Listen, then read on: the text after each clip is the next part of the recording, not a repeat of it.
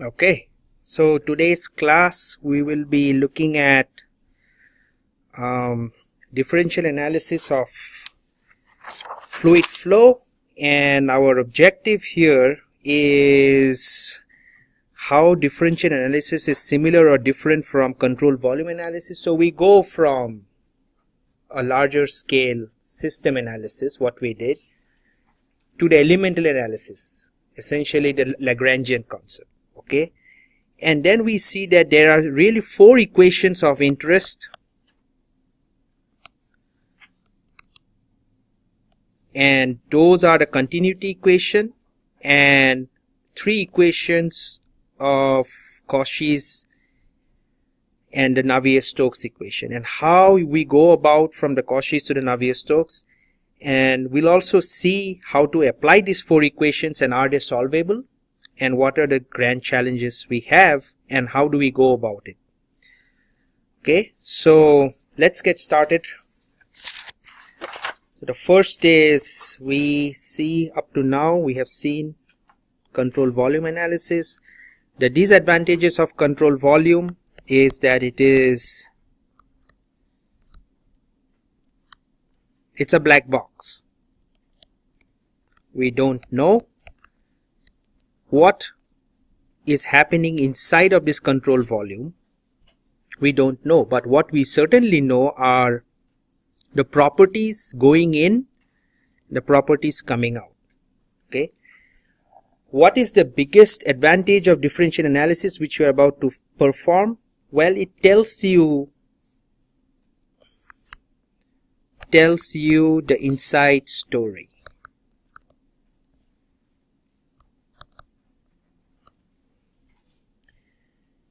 Basically what it means, it describes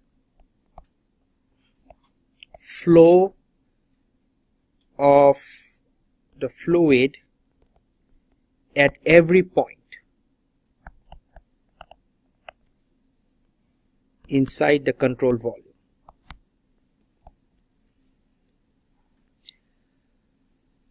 So how do we convert the control volume equations to the differential form? As I said, there are four coupled equations, and you would have gotten an experience of it in your most recent homework, solving sets of coupled equations but using a software. So essentially this is continuing on that trend. You have the continuity equation plus the three Navier-Stokes equation.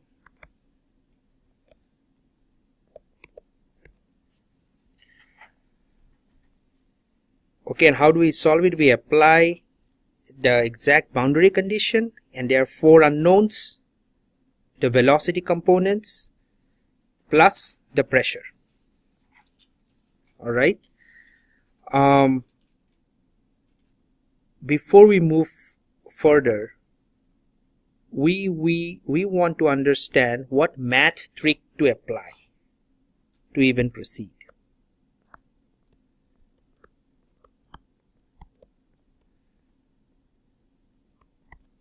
Why do we need a math trick? Okay, this chapter is all about differential equations. Okay, and what was the form of the equation we saw in chapters 4, 5 and 6? So this is the general form, right? 0, it is the control volume.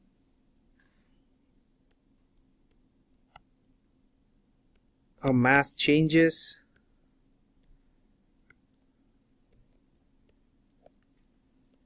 And this is the surface through which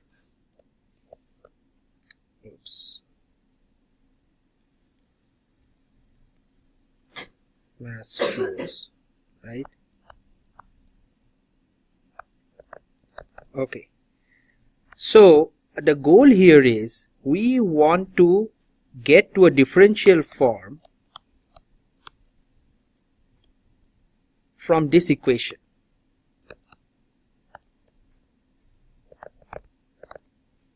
What is the problem we have? One is integration over the control volume. The other is what? Integration over control area, the surface, right? So we need a math trick to sort of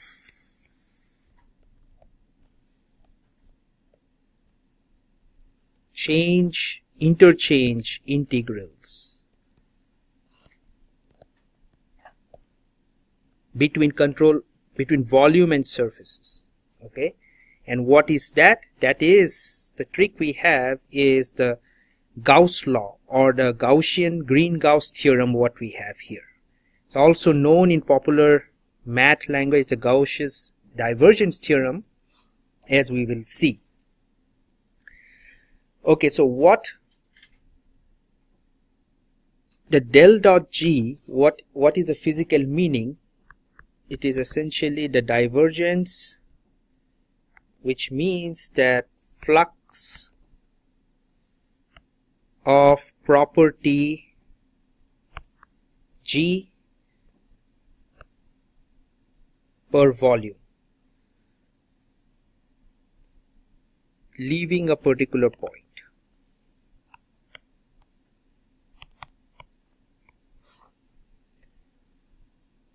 And in a more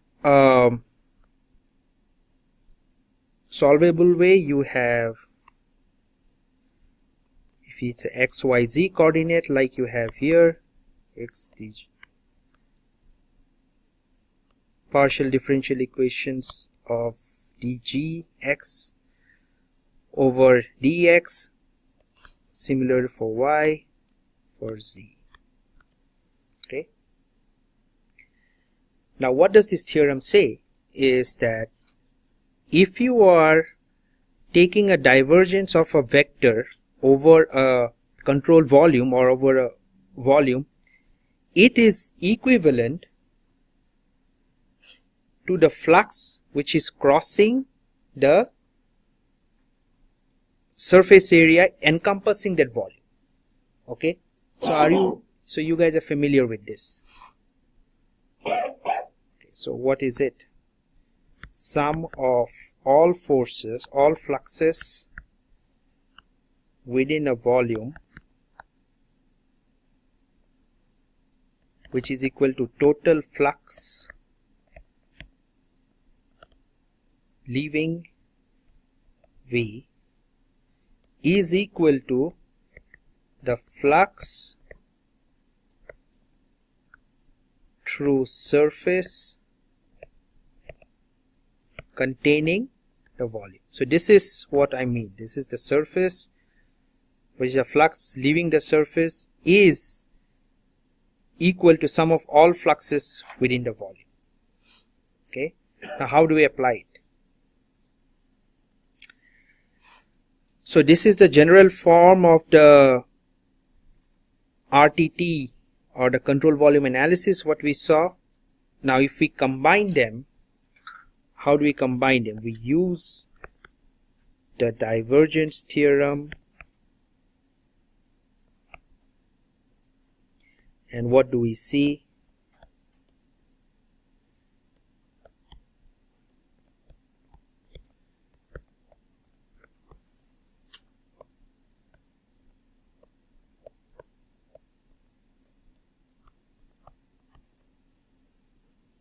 Right?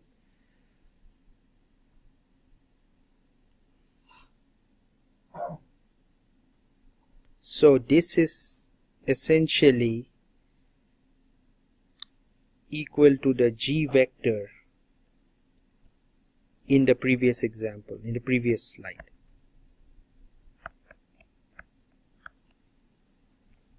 Okay, and so we got a form which is essentially a divergence form for the G vector here. This gives rise to, once we replace it, the general mass balance equation.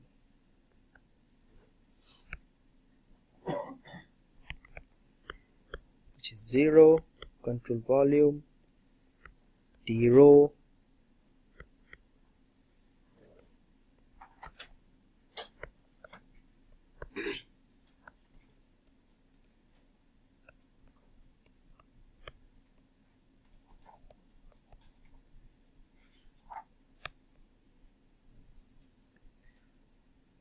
which is equal to essentially control volume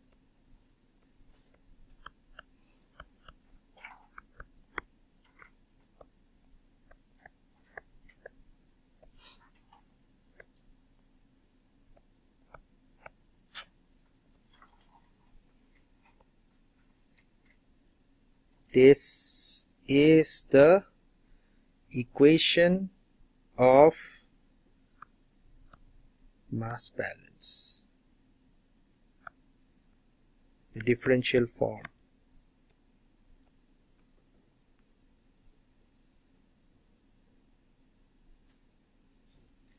Okay, so essentially we have this particular form now, where this V is V volume in the previous slide. The question is now, can we generalize it further? Answer is yes, because this is written for an arbitrary control volume.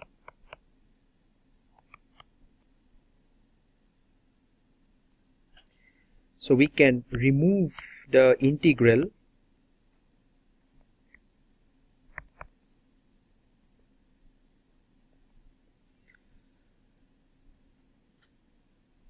around it, but it still must be valid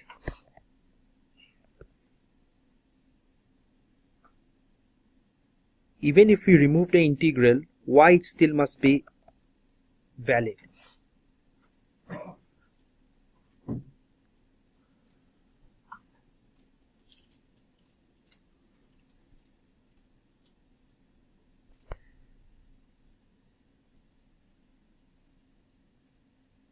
Yeah, so because each point within the arbitrary control volume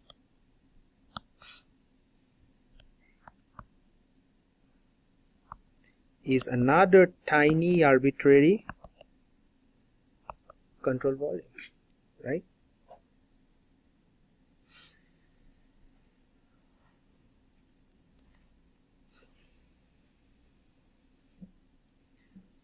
So what is the general form of this equation then?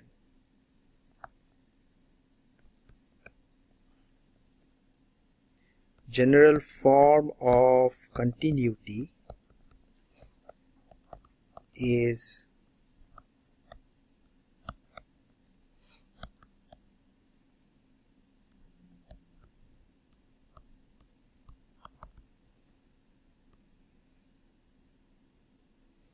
okay.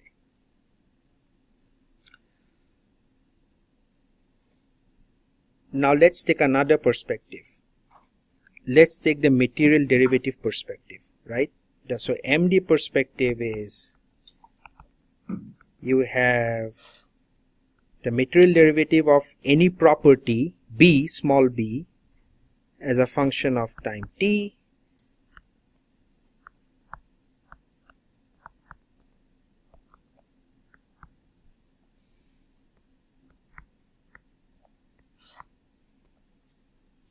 okay.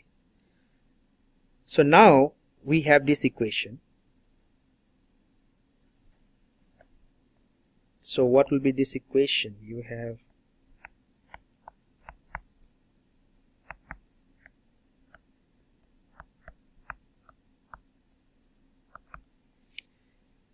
what do? We expand this.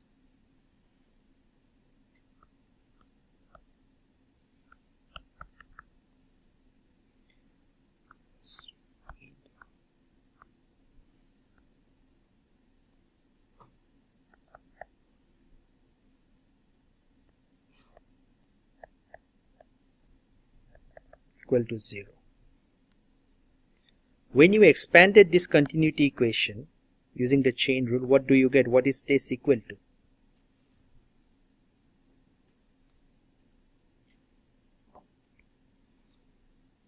the material derivative, right? So this is the material derivative, and what you get is the general form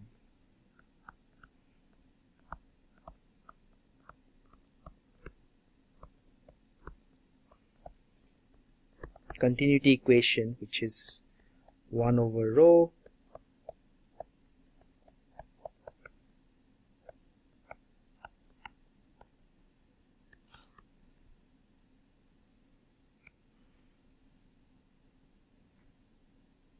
this is using the material derivative form. So what does this equation say?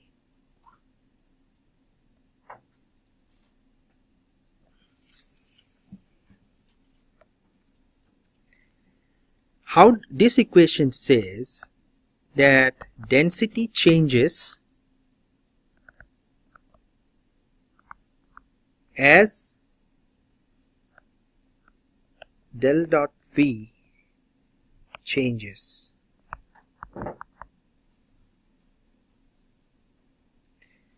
If no change in density, then what happens?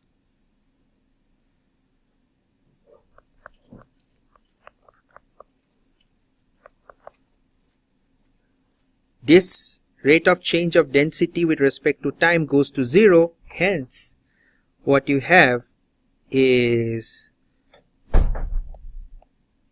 del dot V is equal to 0. So think about it, density is not changing with respect to time, then you have this particular del dot V term go to 0, which implies that the fluid is what? Incompressible. Right? Think about it. Okay, so now we look at the continuity equation in some of the useful forms. The useful forms being the Cartesian coordinates, which is what you'll be using most. So this is what, note that it is density times velocity component resolved in the particular axis. Okay, cylindrical coordinates, you have this. Okay, changes under common assumptions. How do you define steady flow?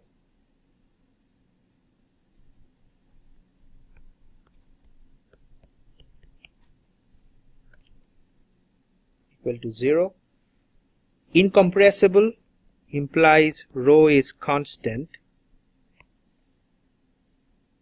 which further implies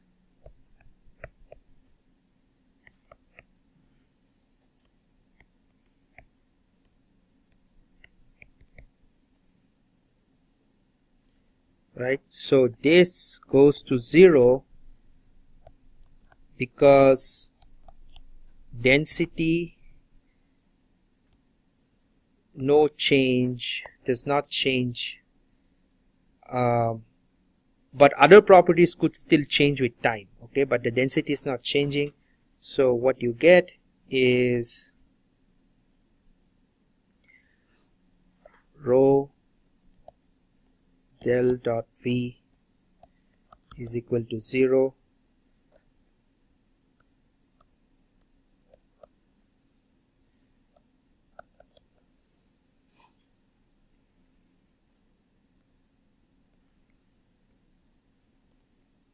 So you can write down the equation this form, and density cannot be equal to 0, so del dot V has to equal to 0. Okay, so this is the condition for incompressibility. Okay, so this is a quick question. If the continuity equation is reduced to this form,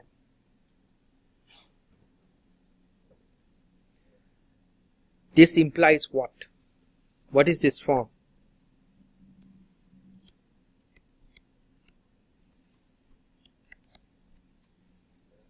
This is del dot V, right, equal to 0. What does it imply? Yes, it implies incompressible.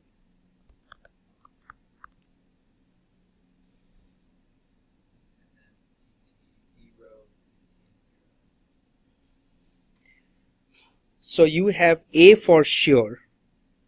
This flow is incompressible. Let's look at the flow is steady state.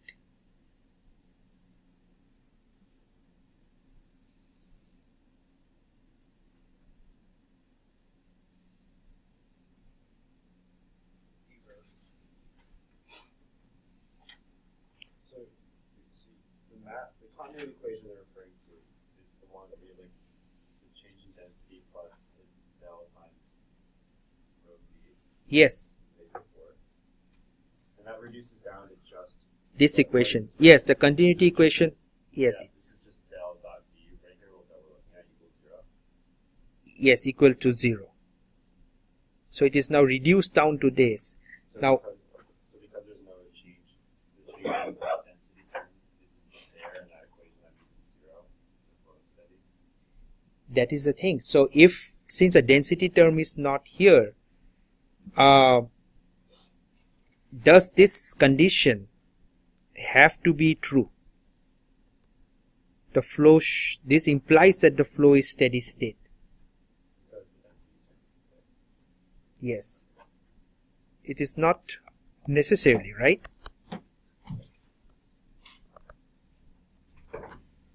So the equation, not necessarily, yeah, because this equation can also be achieved without assuming any change with flow in time. That is because of the incompressibility.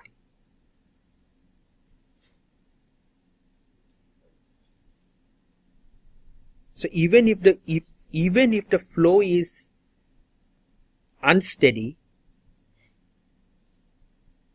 this particular equation, it still applies at any point in time.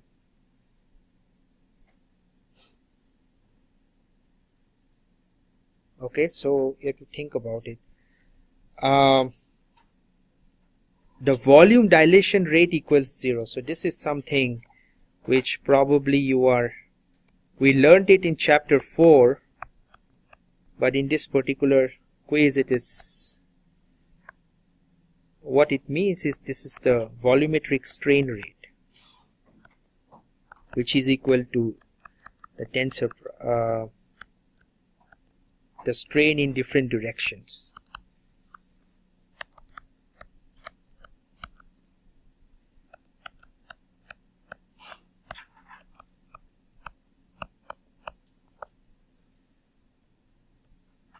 This is equal to 0. Okay, so if this is true, what does it imply?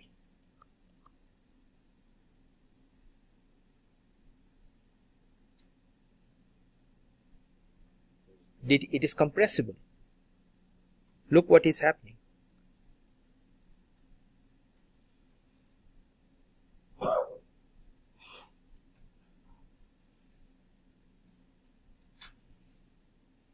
So if it is incompressible, volume does not change.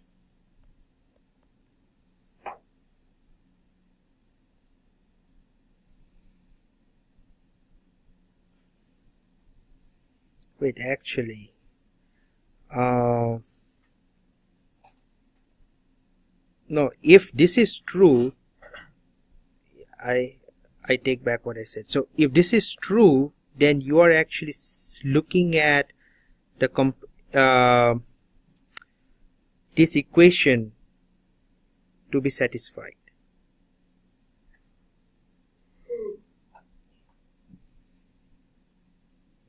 So what you wrote just there in the box, del u dx. The way we got this is we use the volumetric strain rate and we look at the dilation rate.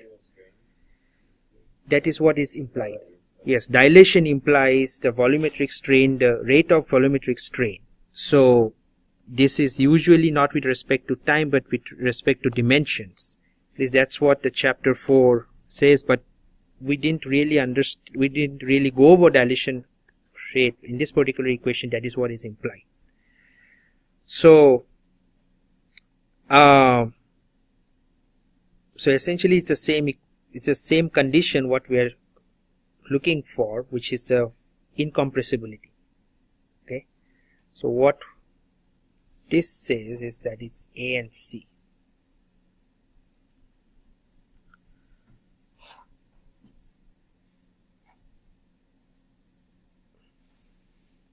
Okay, a velocity profile for water is given as a function of x, should be y, and z. How can we determine if the profile is a physically possible flow field?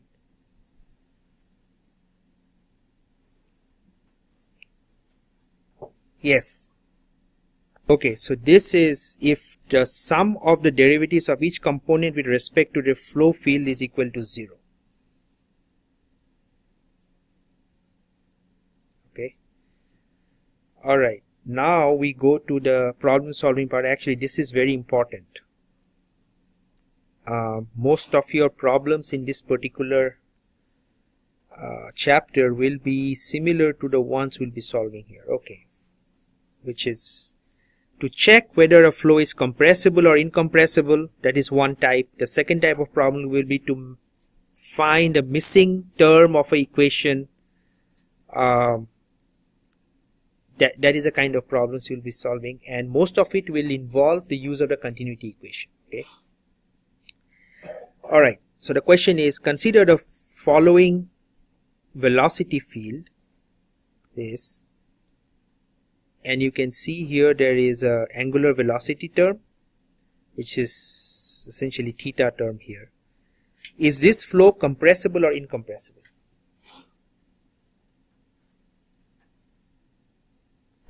So what is the question here asking to check?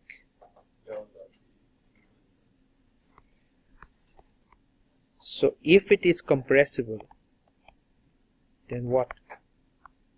Del dot V is equal to 0. And what is the expression, what is the equation for del dot V?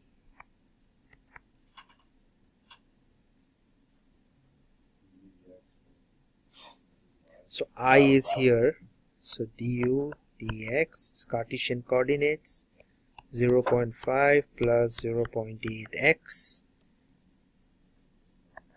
plus du dy, 1.5 plus 2.5 sine omega t minus 0.8y, which is equal to what? 0.8 minus 0.8, which is 0. So this is if incompressible.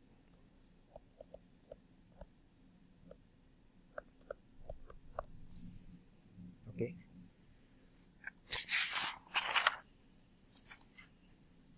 Alright, so this is one type of the problem.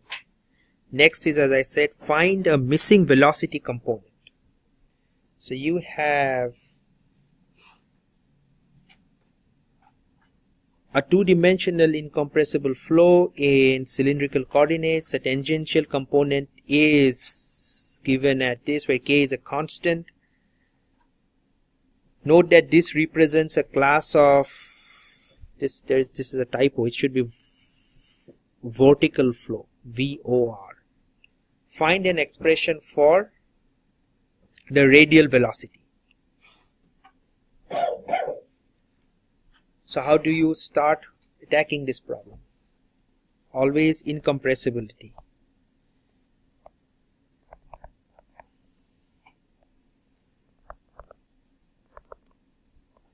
So what is the equation? 1 over r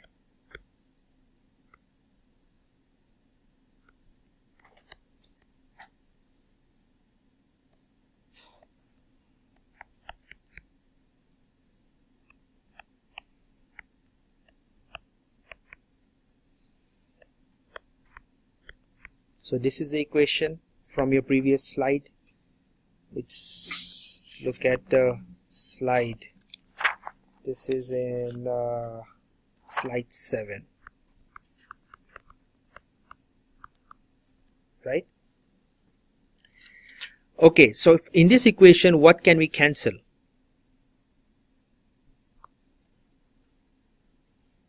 It's a two-dimensional, right?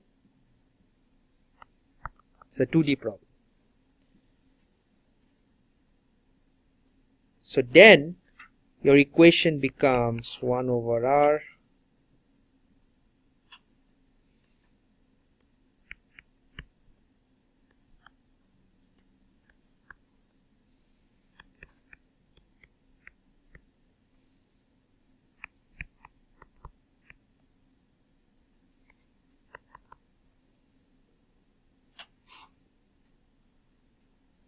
equal to 0.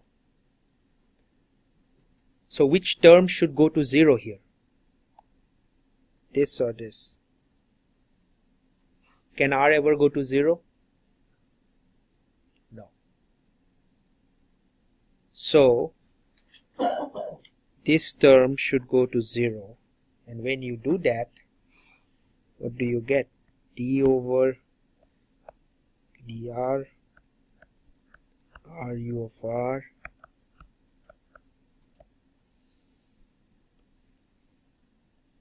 u of theta is k over r, right?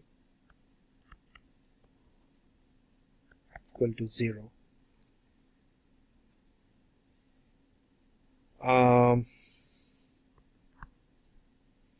What is this term? This is a partial differential equation as a function of theta with respect to theta of term which is equal to, which does not have a theta term, right? Equal to 0. So what do you get?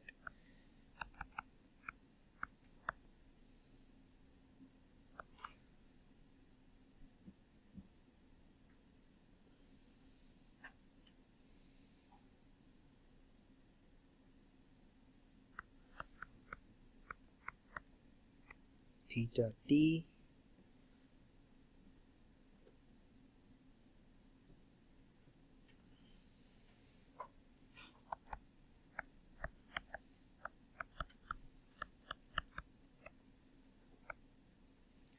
and this is what you see here.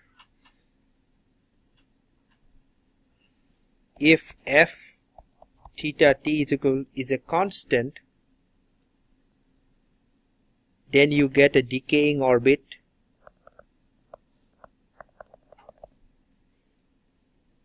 if f theta t is equal to 0,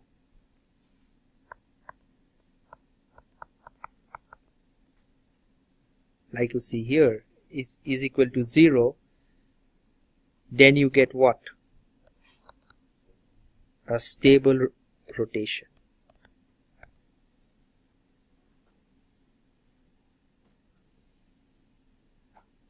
Okay. The next question, please solve it on your own.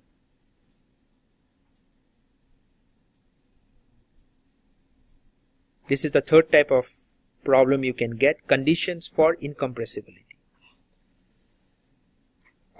You have to find a constant here such that you have to find a constant in this case. What are the A, B and C? What values, how are they interrelated, or what values can they take such that you have the flow to be incompressible?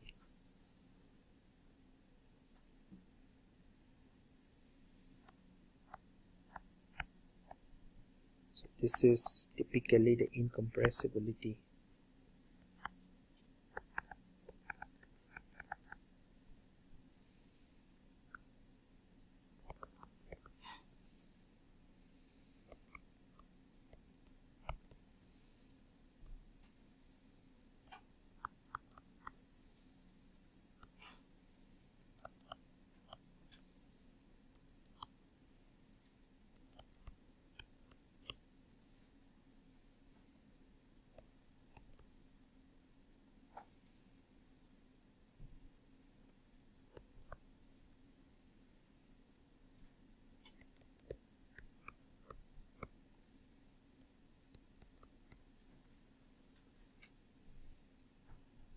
This is 0.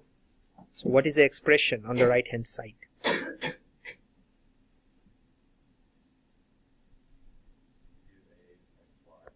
2axy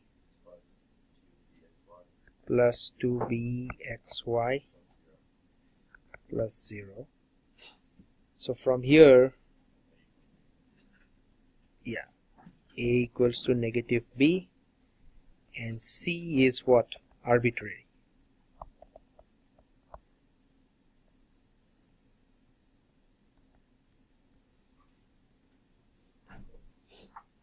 Okay.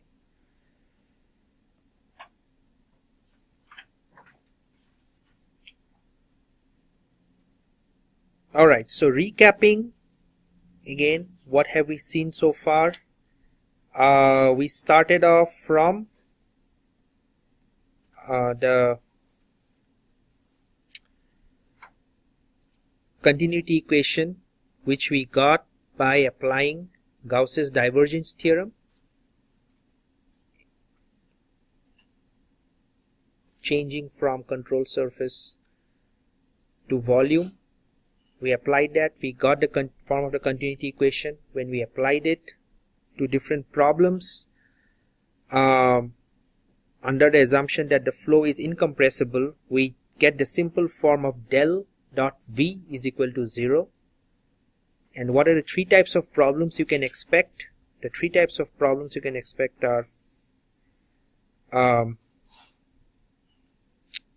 you have to check whether a flow is compressible or incompressible. There you always check the del dot v condition. Given your velocity vector will be given, you check it. If the final answer is 0, it's incompressible.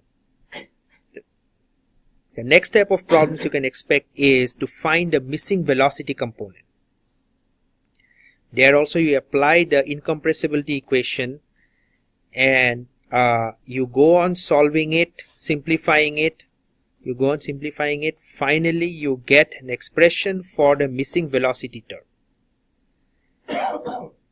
And the third type of equation is you are given a velocity vector with to be determined parameters, like in this case a, b, and c, and under what conditions, what values, or how should the unknown parameters, constants in this case, be related such that this particular flow is incompressible.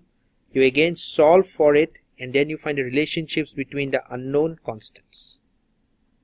Okay, clear so far? So stream function, how many of you remember stream function? Chapter 4. Streamlines, path lines, stream functions. Okay, so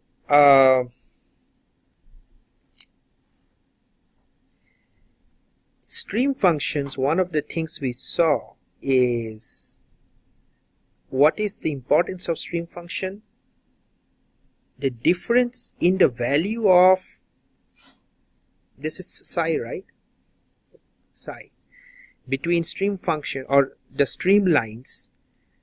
So every streamline has a stream function associated with it, which defines a streamline. And the difference between the values of the size of the streamlines is the volumetric flow rate per unit width between them. And they are constant. They do not intersect. As we will see, why we are defining stream functions here and the streamlines is because when you apply Bernoulli's, remember what I said, is that you are always calculating values, the pressure differences between non-intersecting streamlines and stream functions. That is why we are defining it in a more differential way. Okay, all right. So continuity for 2D Cartesian incompressible is du dx plus dv dy equal to 0. In terms of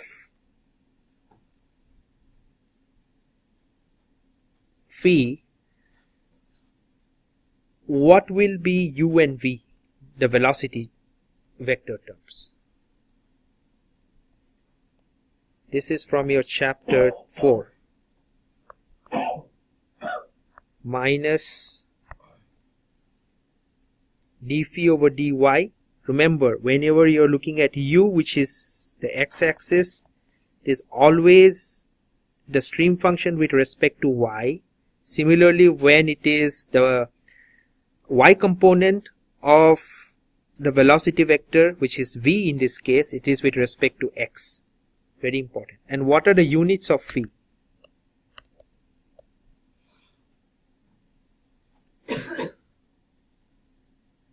What are the units of phi? What are the units of u or v? Meter per second. So you have phi here. What are the units of y or x?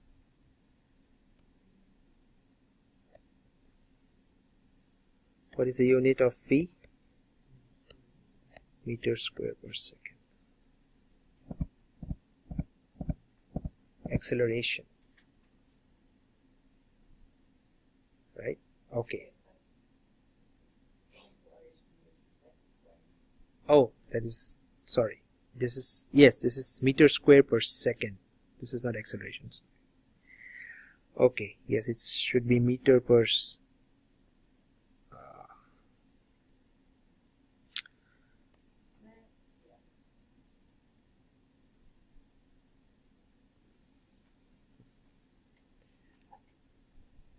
okay. So now we check that if continuity is still satisfied.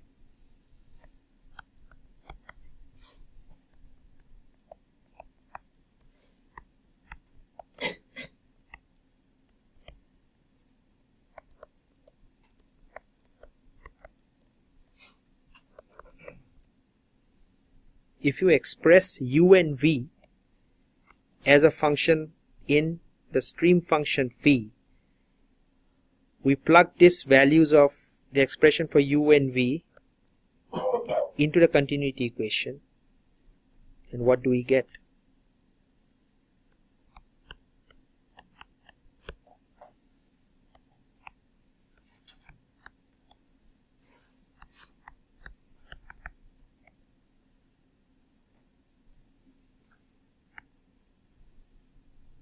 So continuity is satisfied, right? The question is now, what do we get if phi, the stream function, is a constant? So d phi is equal to 0, which is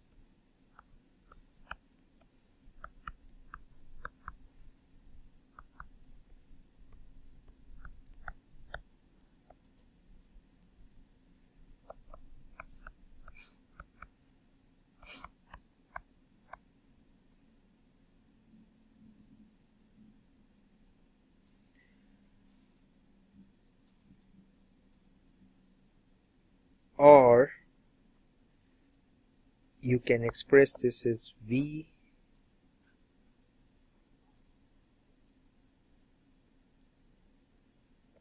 over u dy over dx.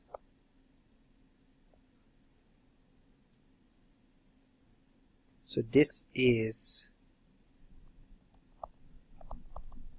the streamline equation, or which is the curves of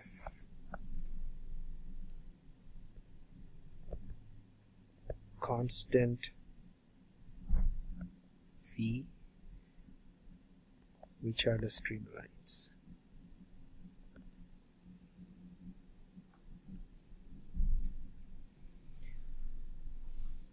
So you say it's a change of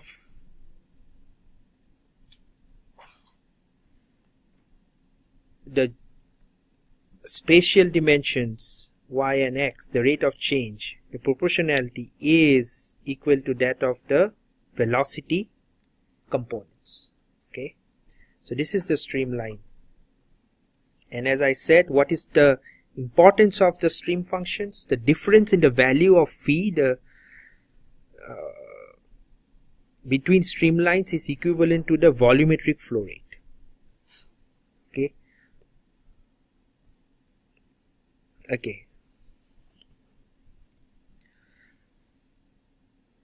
So why does this make sense? Flow can't cross streamlines, which implies that the volumetric flow rate between streamlines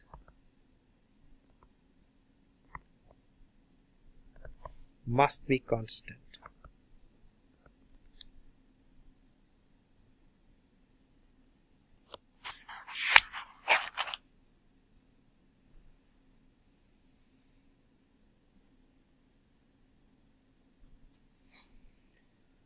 Okay.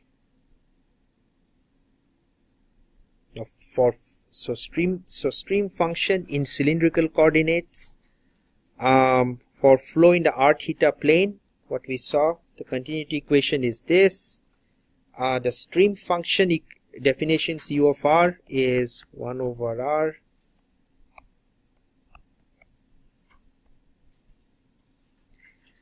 in the radial direction, velocity. The velocity in the angular direction is, this is r. Okay, for xi symmetric flow, like in a pipe flow, you have this continuity equation which is being applied in the cylindrical coordinates, and the stream function definitions are minus 1 over r over dz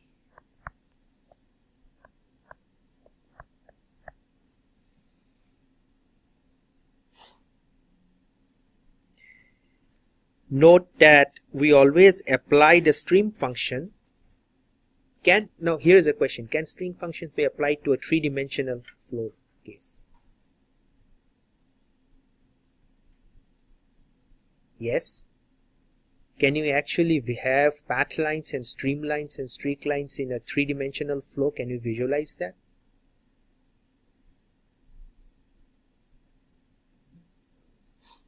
Think about it. Chapter 4, what did we see? What did we learn?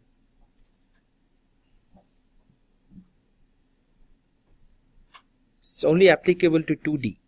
Okay, these are all visualization tools, and more importantly, now we are applying the equations to some of these concepts we learned in chapter 4. Okay, let's do this question. In order to use a stream function to relate velocities, which of the following must be true?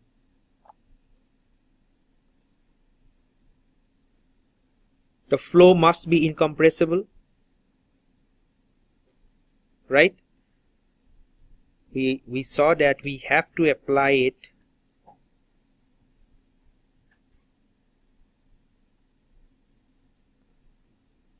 the continuity equation equal to 0. Okay, so flow must be incompressible. And what about steady state?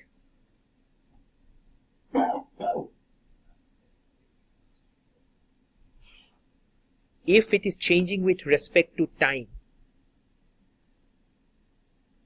can we say that the streamlines are still parallel and they do not intersect? If it is changing with respect to time, implies non-steady state. Can we still say?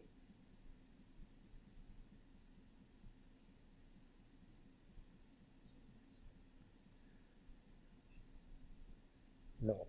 So it has to be in steady state too. What about three-dimensional? Does the flow has to be 3D?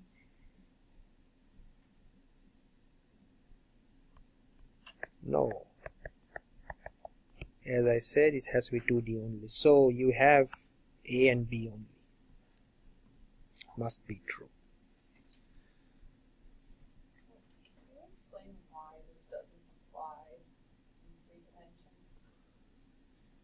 Why it doesn't apply to 3 dimensions? Because this is so we have to calculate the velocity vector v from the stream function. Okay, and this is one type of a problem which you will see using stream function. A steady 2D incompressible flow field in xy plane has a stream function this. A is in meter per second. B is also given values. See the concept. Find V and verify that the flow field satisfies a continuity equation. So this particular equation is, you can see it here, y and x.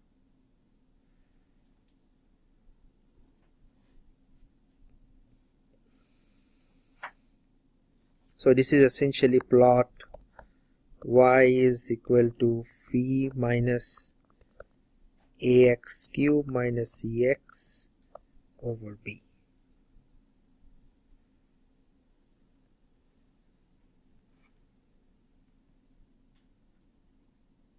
So this is plotting y and x as a function of at different varying what? V's.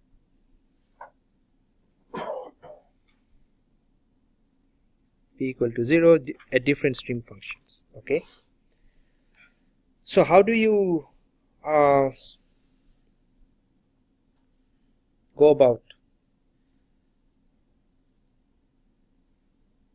solving? So let's write down what is dphi over dy, which is u. Dphi over dy, remember, it is when we take derivative with respect to y, you get the u component, the velocity, which is the x component b.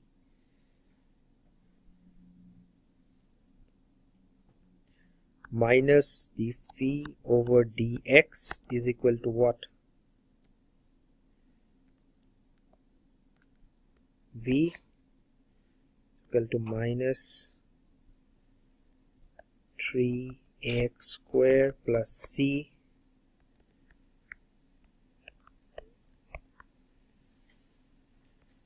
so you have v is equal to bi plus minus 3ax square minus c j.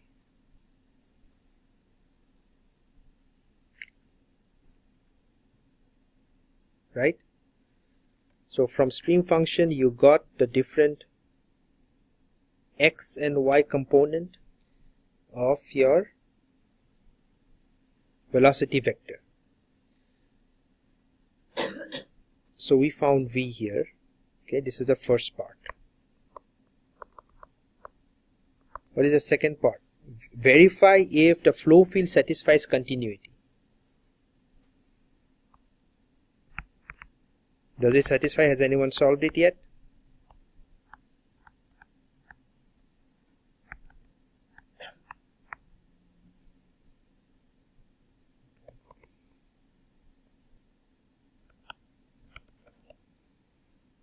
So what is del dot v?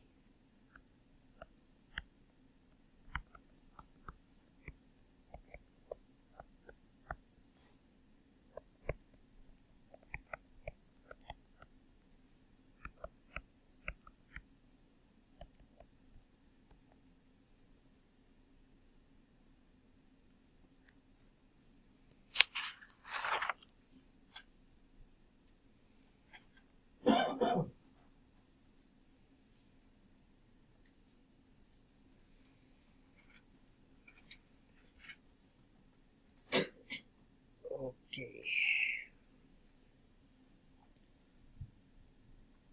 So this equation, this particular problem, we saw how to get the vectors, the velocity vector from the stream function. Okay, now The other type of problem is calculate the stream function from the velocity field. So you are given a steady 2D incompressible velocity field where again A, B and C are given. Find the stream function.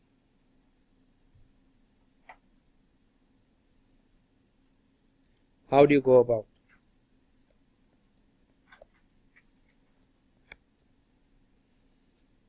Always start with d. How is the stream function related to the velocity components?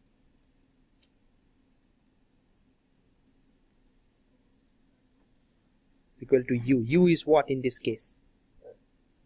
Huh? What is u in this case? Rate of change of phi as a function of y-axis.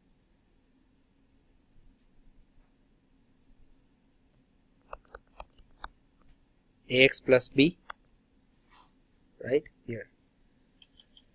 So what is phi?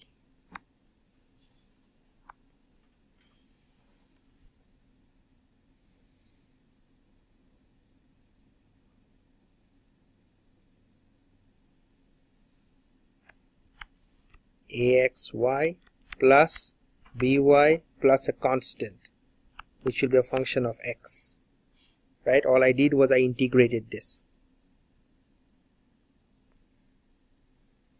Similarly, you have d phi over dy dx, rate of change of v, which is what? Plus cx. So what will be the expression of phi?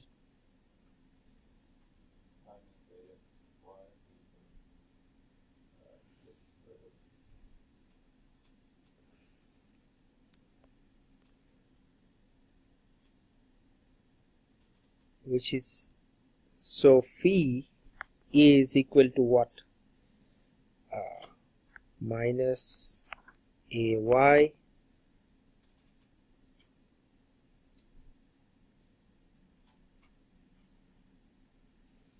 minus 0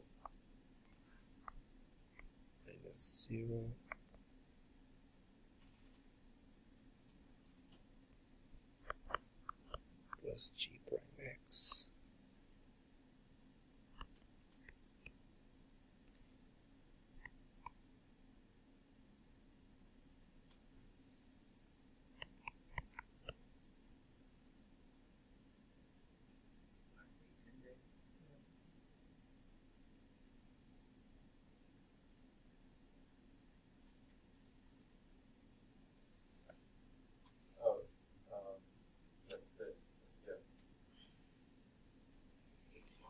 Yeah, so Then you equate that to yes, so from v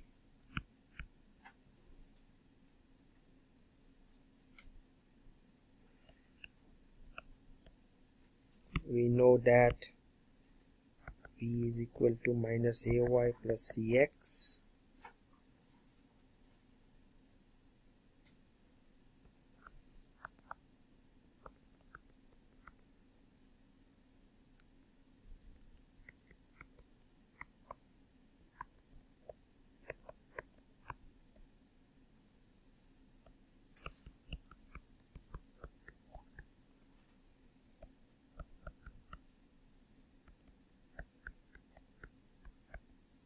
So again we integrate.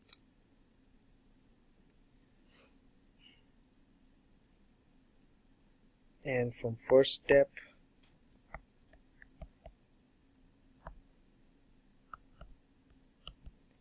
so one of the things I'd like to tell you here is that this particular problems, even if you show the steps and you do not get to actually deriving the constants, it is fine, as long as you know to go about, which is actually pretty straightforward if you think about it. Just one or two equations you have to play around with and get to the particular answer.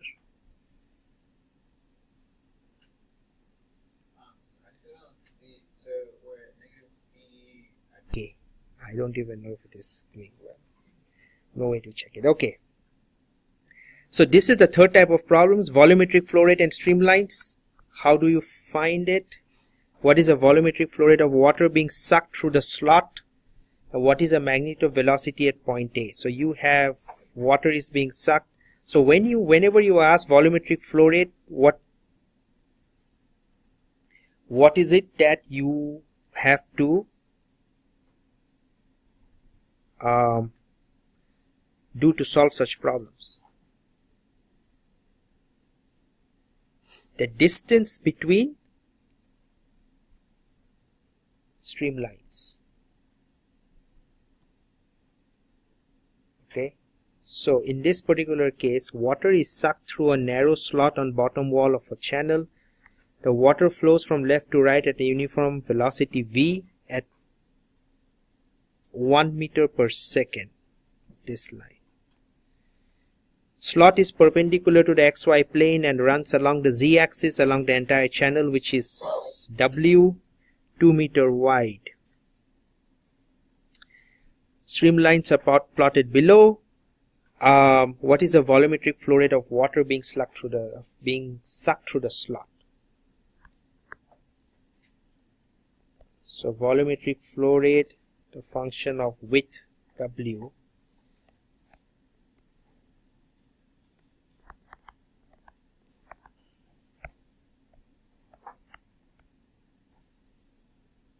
streamline of the wall. So dividing is 1.0, wall is meter cube per second. So volumetric flow rate is 1.0. Actually, this is a weird unit, meter square per second.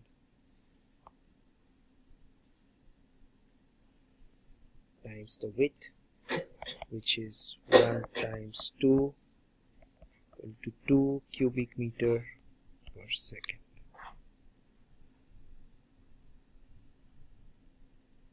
Because the width is this.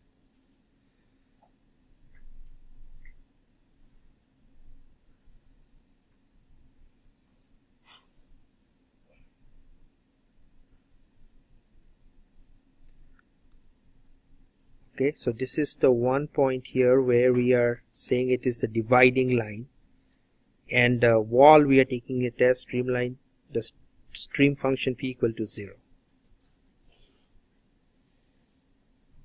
Okay, yeah, what is the magnitude of the velocity at point A?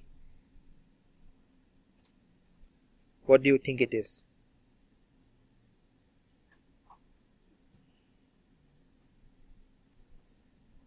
So it's stream function 1.6.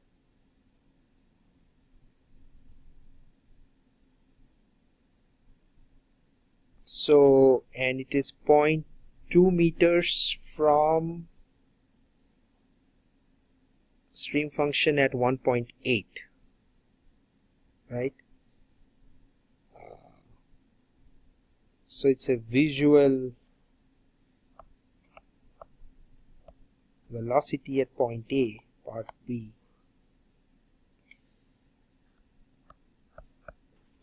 with